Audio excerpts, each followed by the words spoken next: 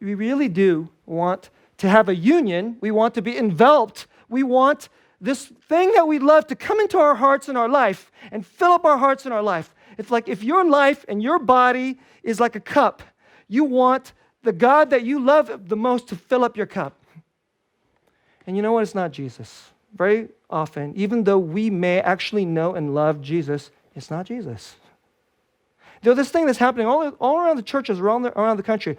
Kids who grow up in the church, they go to church. Some of them, I'm not talking about the wishy-washy kids with the wishy-washy parents who come to church sometimes. I'm talking about the kid who's there all the time.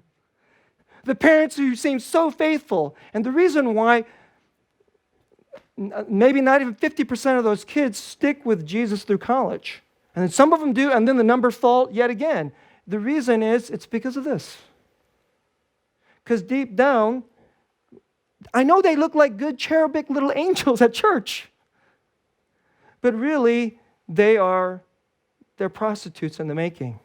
And then when they go to college, it's like now there's no mom and dad, keeping them from their prostitution. They go and choose their real love, their real hope. And then they go run off. And yet God is so merciful, He calls some of them back. And I hope many of them back. And I hope there are church many will come back. So let me just give you just 3 examples, okay? I just kind of picked the 3 biggest gods that we play the whore. That's the way Hosea chapter 2 says, play the whore. My bride has played the whore.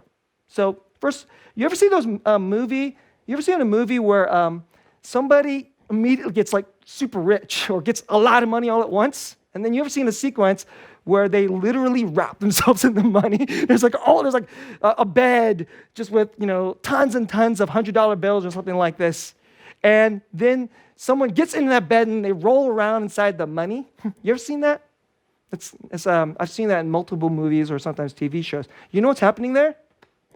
What they're actually doing is they're basically having sex with the money. They're basically saying, money! I got all this money!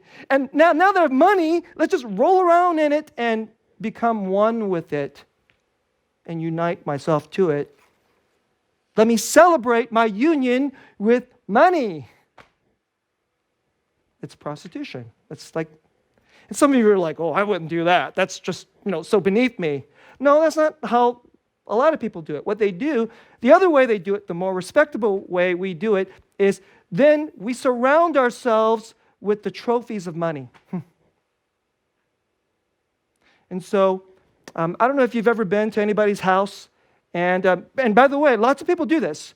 You don't have to be rich to do this, but it's the most obvious with somebody who's rich. Someone who's rich, they love all the super fine things of their house. And they pick just the right countertop for their perfect kitchen. And they picked this glorious refrigerator. And they have just the right kind of art on the wall. And all these things are the promises and the trophies of the God of money. And they love surrounding themselves with this thing. It's not unlike rolling around inside the money. That's what it is. That's one way. That's one way we do adultery with money.